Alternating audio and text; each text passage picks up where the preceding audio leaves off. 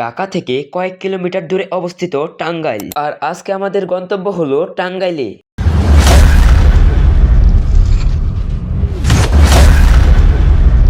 আসসালামু আলাইকুম গাইস, সকলে আশা করি ভালো আছেন। আজকে আমার নতুন একটি ভিডিওতে আপনাদের স্বাগতম। আর আজকে আমাদের টাঙ্গাইল যাওয়ার মূল উদ্দেশ্য হলো টাঙ্গাইলের বিখ্যাত পোড়াবাড়ির চমচম খেতে যাওয়া।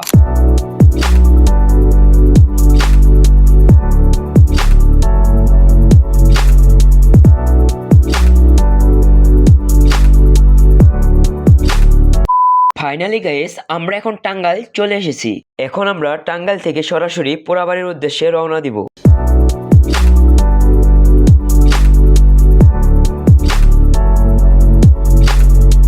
টাঙ্গাইল শহর থেকে পোড়াবাড়ি গ্রাম প্রায় 7 কিলোমিটার দূরে অবস্থিত। টাঙ্গাইলের ঐতিহ্যবাহী চমচম প্রায় 200 বছরের পুরনো।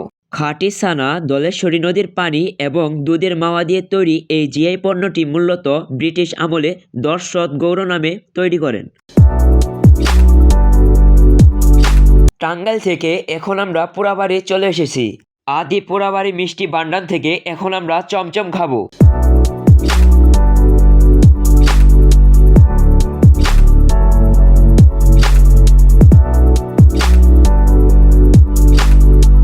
আমার কাছে পোড়াবাড়ির চমচমটা অনেক বেশি ভালো লেগেছে। হানিফ, চমচম কেমন? মাশাআল্লাহ, অনেক স্বাদ। হ্যাঁ, কোথায় চমচম খাইতেছো? টাঙ্গাইল পোড়াবাড়ি। রিফাত, চমচম কেমন? আলহামদুলিল্লাহ ভালো আছে। কাকা, চমচম কেমন? ভালো গুপাদান। আপনার বাড়ি কি এখানেই না? আমার বাড়ি বাগিল চুকনি। ও আচ্ছা। পোড়াবাড়ির চমচম, এলাকায়, আমার এই এলাকায় এটা। পোড়াবাড়ির চমচম বিখ্যাত চমচম। এটা টাঙ্গাইলের বিখ্যাত চমচম। পোড়াবাড়ি থেকে চলে এসে এখন আমরা কাচ্চি ডাইনের দিকে রওনা নিলাম।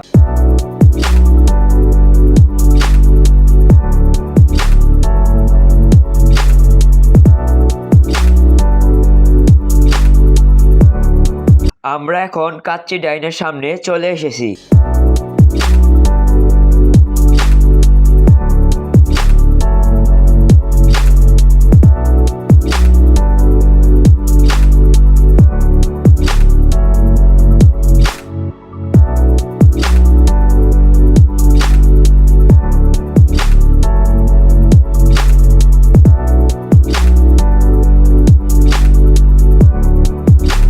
আমার কাছে কাচ্চি ডাইনের খাবারটা অনেক বেশি ভালো লেগেছে। আমার কাছে তাদের খাবারের পরিবেশন ও তাদের ব্যবহারটাও অনেক ভালো লেগেছে। আর আজকের ভিডিওটি এই পর্যন্তই। সকলকে ধন্যবাদ আমার এই সম্পূর্ণ ভিডিওটি দেখার জন্য। সকলে লাইক, কমেন্ট, শেয়ার করে দিবেন।